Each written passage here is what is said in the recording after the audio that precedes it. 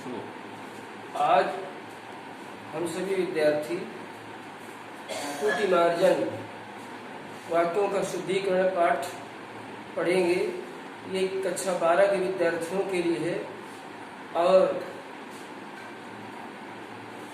सभी विद्यार्थी इस विषय को बड़े ध्यान से पढ़ेंगे, क्योंकि शब्दों में, वाक्यों में गलतियों का होना बहुत बड़ा साहित्यिक विषय में अपराध माना जाता है।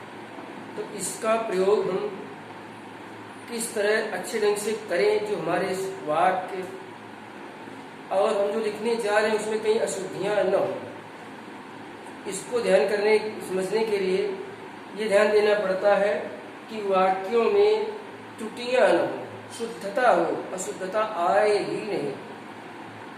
तो अशुद्धता तब नहीं आएगी जब आपको इसका पूर्ण परिज्ञान होगा। शब्द का, वचन का, लिंग का, अर्थ का आपकी दृष्टि में सब शब्द जो है सही होंगे। लिखने का अभ्यास होगा, समझने का अभ्यास होगा, तभी आप कर पाएंगे। आइए अब हम इस विषय को कक्षा 12 के विद्यार्थियों को पढ़ाने जा रहे हैं और सभी विद्यार्थी थोड़ा ध्यान से पढ़ने की कोशिश करेंगे कि शुद्धिकरण, वाक्यों का शुद्ध करना। ये इंटरमीडिएट में 2 या 4 अंक में वाक्य आते हैं जिनको प्रत्येक विद्यार्थी को शुद्ध करना जरूरी होता है।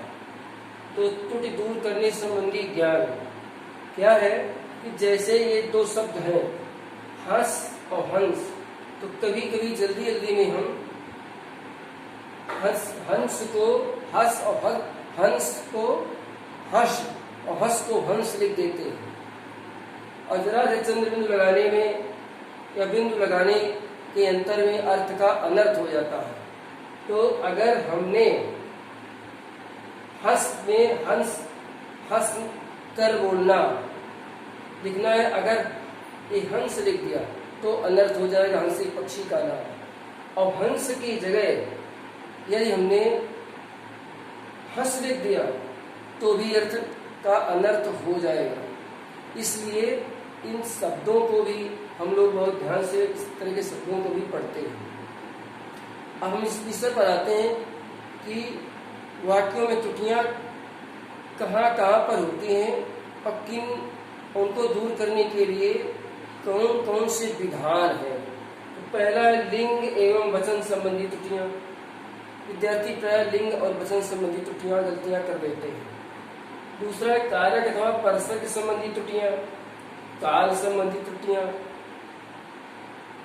चौथा वर्तनी संबंधी त्रुटियां, लिखने में गलती कर देते हैं, लिखने के तरीके में गलती कर देते हैं। यही त्रुटियां जो है धीरे धीरे बन करके वो बड़ा रूप ले लेती हैं और भाषा में अशुद्धता प्रदान करती है और लिखने वाले के व्यक्तित्व पर भी छाप पड़ता है, इसके शब्द ज्ञान का अभाव है। इसलिए शुद्ध लिखना, शुद्ध पढ़ना क्या विद्यार्थी, क्या किसी विद्वान, क्या किसी सामान्य पुरुष के लिए बहुत ही जरूरी होता है। अब आइए हम आपको लिंग एवं वचन संबंधी त्रुटियों के ज्ञान के संबंध में समझाने का प्रयास करेंगे, क्योंकि विषय बड़ा है। तो जितना आज इसी विषय को हम लोग लेते हैं। अब लिंग और वचन संबंधी त्रुटियों में क्या आता है, जैसे मान लीजिए कोई वाक्य है कि मीराबाई एक महान कवि हैं या मीराबाई कृष्ण भक्त कवि हैं। तो अब मीराबाई स्त्री लिंग शब्द है, मीराबाई स्त्री लिंग, कवि पुल्लिंग है। अब स्त्रीलिंग पुल्लिंग का कोई जोड़ नहीं है, तो ये वाक्य अशुद्ध हो गया। तब आप ये देखेंगे कि कवि का स्त्रीलिंग क्या होता है, कवयित्री। तो आप लिखेंगे कि मीराबाई, शुद्ध करेंगे जब इसको तो एक अशुद्ध वाक्य है, ये वाक्य अशुद्ध है, टूट जाएंगे कि मीराबाई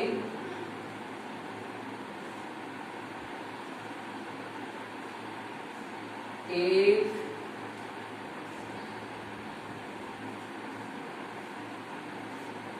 कृष्ण भक्त कवयित्री है।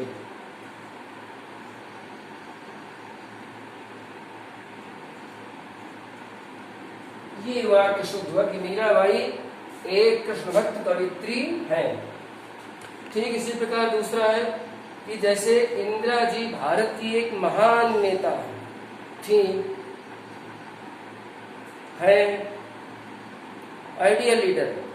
अब इंदिरा जी स्त्रीलिंग शब्द है और नेता पुल्लिंग शब्द है, इसलिए इसका कोई जोड़ नहीं मिलता। ने तो स्त्रीलिंग के साथ स्त्रीलिंग ही शब्द का प्रयोग, क्रिया का प्रयोग जो भी होगा उसी ढंग से होगा। क्रिया में स्त्रीलिंग शब्दों का भी प्रयोग उसी आधार पर होता है।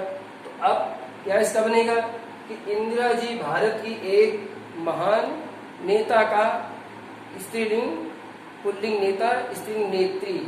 इंदिरा जी भारत की एक महान नेत्री थी।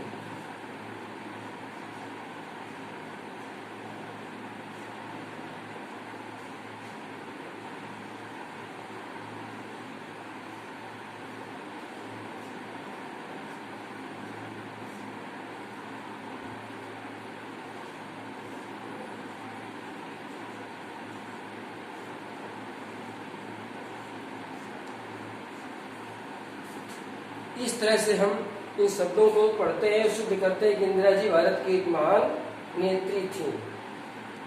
इसी तरह से अनेक वाक्य होते हैं जो हमारी भाषा को अगर हम लिखने में गड़बड़ी कर देते हैं तो हमारी भाषा को अशुद्धता प्रदान करती है। इसी तरह से अनेक ऐसे वाक्य हैं जैसे कि